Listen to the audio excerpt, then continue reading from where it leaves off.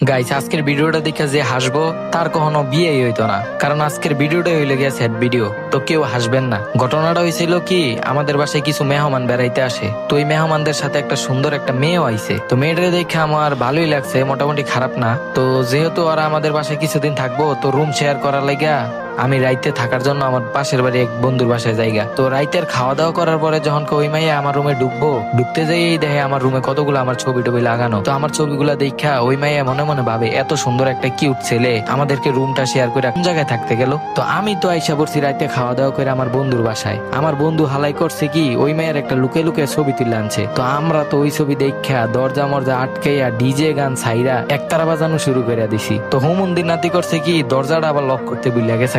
ওই মাইয়া খুঁজতে খুঁজতে গানের আওয়াজ শুনে আমগো রুমে ডাইরেক্ট ঢুকে গেছে। ঢুকেই তো দেখতেছে আমরা একতারা বাজাইতাছি।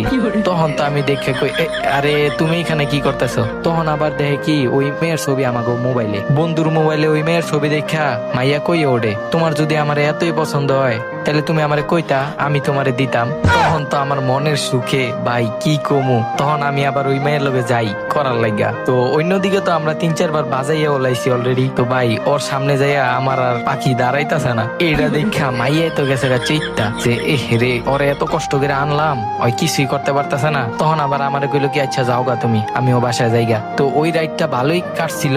সকালে যখন বাসায় যাবো তখন যাই আমার ছোট ভাইতে শুনি ওই মাইয়া নাকি আইয়া আমগো বাসার সবারে কয়ে দিছে আমি নাকি পোলা না, আমার নাকি কিছুই নাই। ভাই এই কথা শোনার পরে বাসায় যখন ঢুকার পরে তো দেখি সবাই আমার দিকে তাকাইতাছে আর মিটমিট করে আসতাছে। এখন ভাই হাসমু না কানমু এটাই তো বুঝতাছি না। শালার মাইনকার চিপায় বললে মানছে এমনি পরে, হ্যাঁ।